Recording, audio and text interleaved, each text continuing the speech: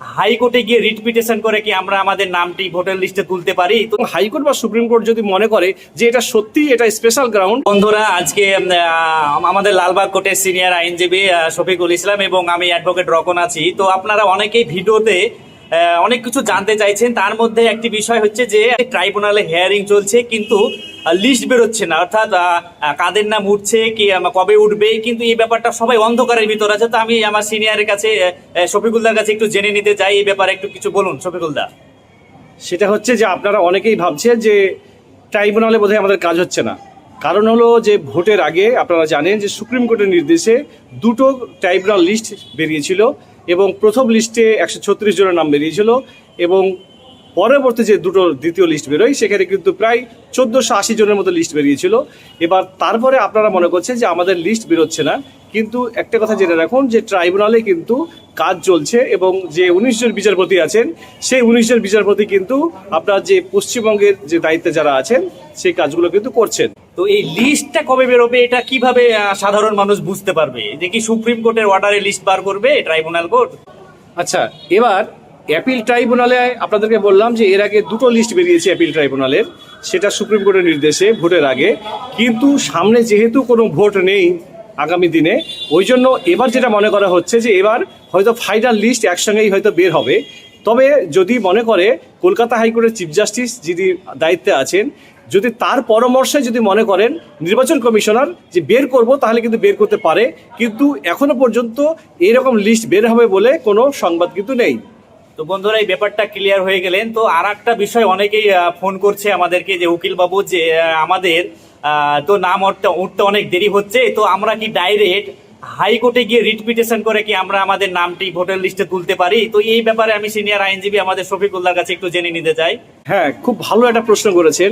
সেটা হচ্ছে যে আপনারা জানেন যে যখন হাইকোর্টে যখন মামলাটি হয়, এসআইয়ের মামলা হয়, তখন কিন্তু হাইকোর্ট থেকে মামলাটি পরবর্তীকালে সুপ্রিম কোর্টে যায় এবং সুপ্রিম কোর্টে কিন্তু হিয়ারিং হওয়ার পরে সুপ্রিম কোর্ট কিন্তু একটা অ্যাপিল ট্রাইব্যুনাল কিন্তু গঠন করে দিয়েছেন।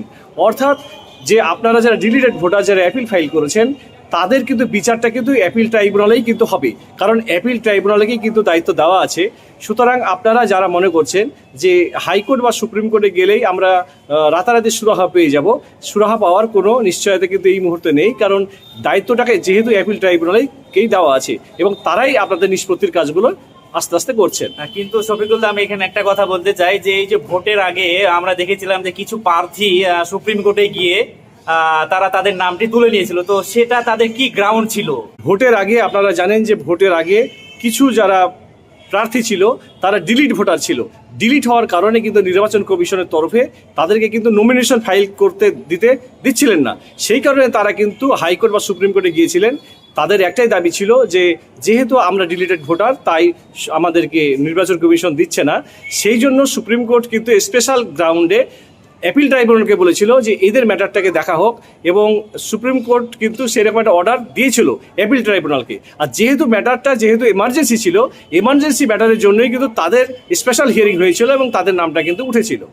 তো কোনো স্পেশাল গ্রাউন্ড দেখাতে পারলে এখন কি হাইকোর্টে রিট পিটিশন করা যাবে? হ্যাঁ, যদি স্পেশাল কোনো গ্রাউন্ড থাকে তাহলে অবশ্যই হবে, কিন্তু সেই স্পেশাল গ্রাউন্ডটা কিন্তু প্রমাণযোগ্য হতে হবে। অর্থাৎ আপনি যে স্পেশাল যে গ্রাউন্ড বলছেন সেটাকে আপনাকে যেমন লিখিতভাবে বলতে হবে, সাথে সাথে এটা কেন স্পেশাল তার জন্য কিন্তু আপনাকে কিন্তু প্রমাণ দেখাতে হবে। এবং হাইকোর্ট বা সুপ্রিম কোর্ট যদি মনে করে যে এটা সত্যিই এটা স্পেশাল গ্রাউন্ড এবং আপনার নামটা উঠা দরকার আছে এবং প্রায়োরিটি পাওয়া দরকার আছে আপনার হিয়ারিংটা, সেই ক্ষেত্রে কিন্তু আদেশ কিন্তু দিতে পারে। তো আপনাদের অনেকটা বিষয় আজকে আমাদের সিনিয়র আইনজীবী শফিকুল ইসলাম ক্লিয়ার করে দিলেন। আশা করছি আপনারা ভিডিওটি বেশি করে শেয়ার করে দিবেন যাতে সাধারণ মানুষ অনেক আতঙ্কে আছে বিষয়গুলো জানতে পারে।